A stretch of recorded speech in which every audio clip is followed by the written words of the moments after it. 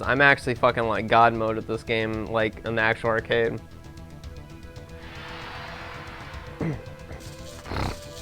I don't know how the fuck I'm gonna play this on controller, but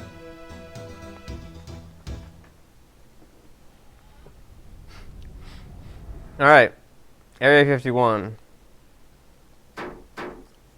How am I gonna play this on controller, dude? Arcade options. Gore. We don't want gore in our games. You thought Area 51 was a racing game?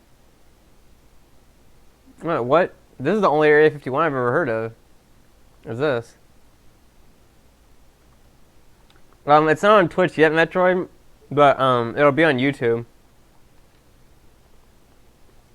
Well, I will do that after this. I will do Bay Butt. Let it queef. But fucking... Yeah, this is the only Area 51 I know of.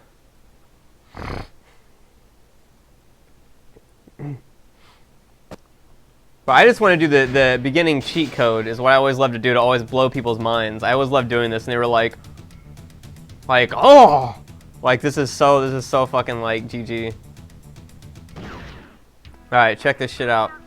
This is one of the most trolly cheat codes in all of gaming history.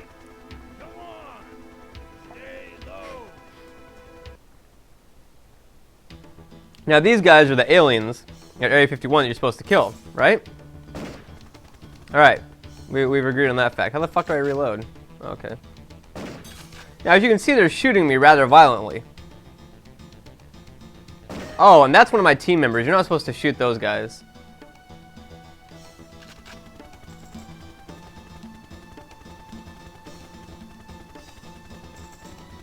Damn, they're really bad shots.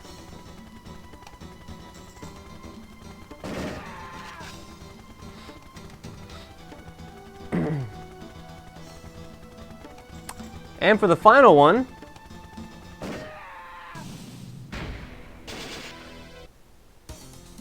yep. Whoever discovered this, I will never know.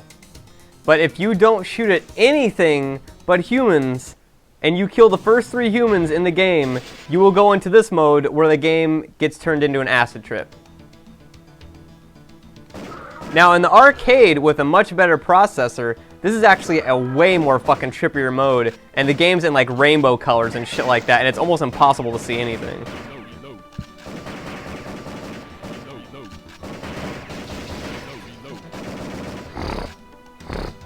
But this is an arcade though. You can shoot the first 3 humans and nothing else, and you'll fucking get this mode. But again, it's much trippier in the actual arcade. You notice the heartbeat in the bottom left too is a lot more intense. But this was always a fun trick to do when I was a kid, and a bunch of my friends and I would go to the arcade, you know, like some birthday party or something like that, and they'd have this game there, and I'd play with them, and I'd be like, don't shoot the first 3 humans, or don't shoot anything but them, and they'd be like, what? I'm gonna lose my money. I'd be like, no, you'll be fine. And then we do it, and they just like all shit bricks. That was always fun. When I was a kid, I was like the you know, like the computer guy, like, man, this guy's so good with computers. I bet he like hack into the Pentagon and be like a super hacker, and you know, I didn't know how to do any of that shit. All I fucking knew how to do was just like fucking download like sound clips off like AOL and shit like that, and like that blew people's minds back in the day. And you know, it was just so hilarious because these people were just like so fucking mind fucked by this stuff, and I'm just like it's just, you just left click to download like a sound clip. It's not anything big.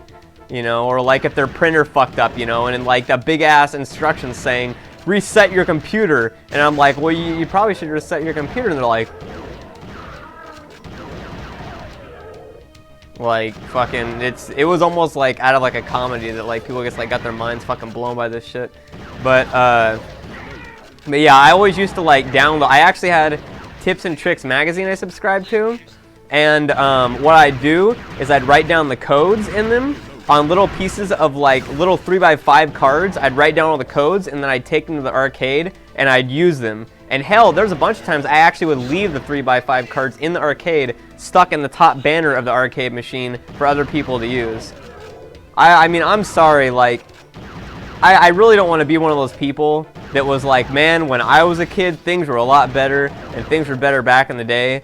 But a lot of you younger people in this chat, that just sounds like such an old thing to say, younger people. Next I'm going to be saying young people. It's the young people of today that, oh good lord, what has happened?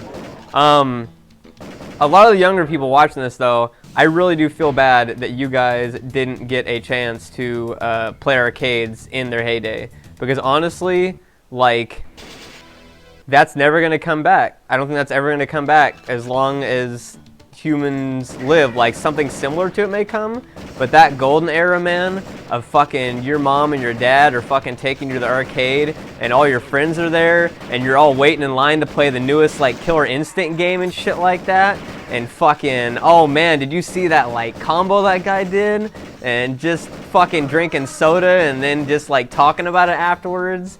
And then, fuck, like, that was so awesome. Just waiting in line to play an arcade game and being side by side with the person you're playing against and seeing them, like, get frustrated or get into it, or a really tense game and you fucking, like, give each other a fucking high five or a handshake or whatever, or you just talk about, like, shit going on in your lives while you're waiting in line.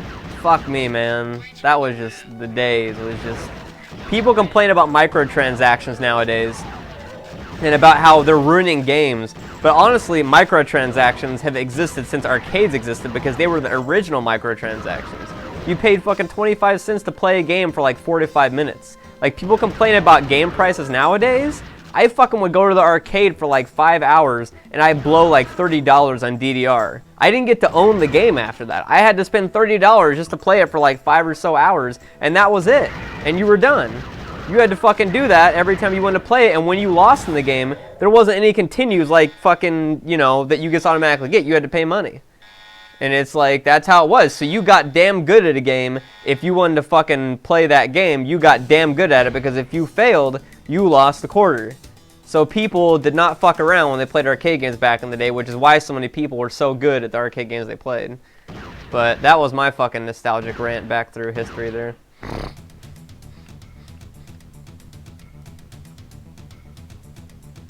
Even stuff like round one and stuff like that isn't the same as back in the day, man.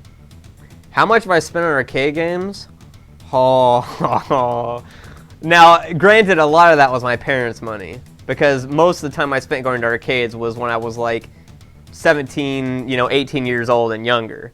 But I'd say estimated, I've probably spent at least $20,000 on arcade games. At least $20,000. Probably more. That's a conservative amount. I would say maximum 30,000, minimum 20,000.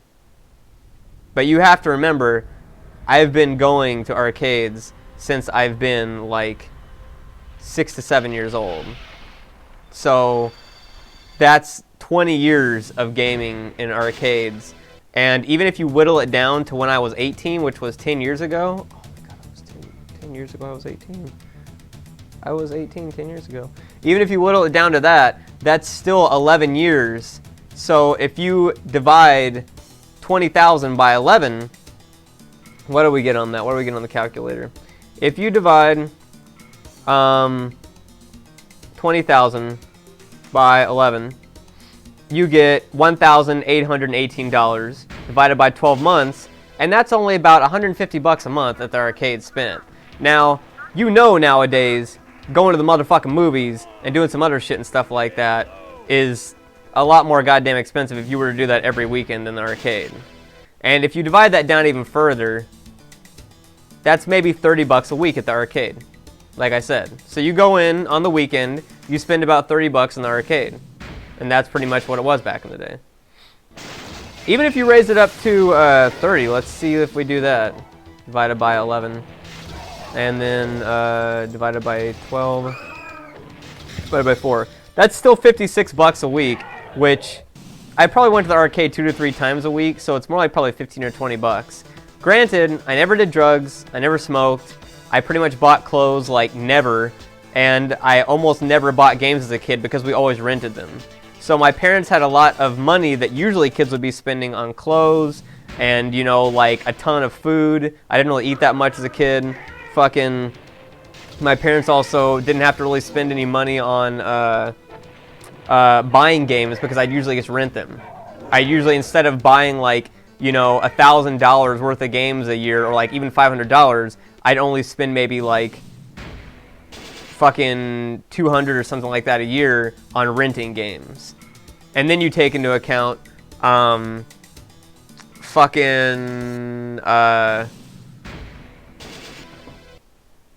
whatchamacallit, I never really, like, when it came to Christmas time and buying gifts for me and stuff like that, I think I've told this story before, but I would basically return the gifts. Like, we'd have them for like a month or so, and then I get bored of them, and then my parents would just return the gifts, and I was perfectly fine with it. So they actually spent almost nothing for me on Christmas time and birthdays. They pretty much maybe spent like a total of like $15, $20 on both of those holidays because they just returned everything. Of course, when shrink wrapping wasn't really widespread and they had little like special tags on it, you couldn't do that anymore. But my parents basically found a lot of ways to save money so that we got to do a lot of really neat stuff, was what it was. My parents, on my mom's side of the family, are really big sticklers for money, and my dad is really good with money out of everybody in his family. So you get those two families combined, and they found a lot of ways to make what would be an average income go a hell of a lot farther.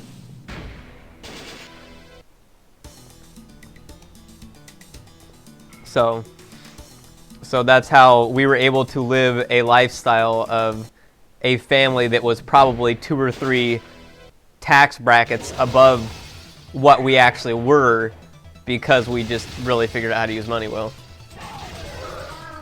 I didn't have any jobs when I was 17 to 20. I mean, I did electrician work part-time, but fucking it was like, you know, like very basic labor shit. I was going to college when I was 17, so yeah, that was where most of my time was spent.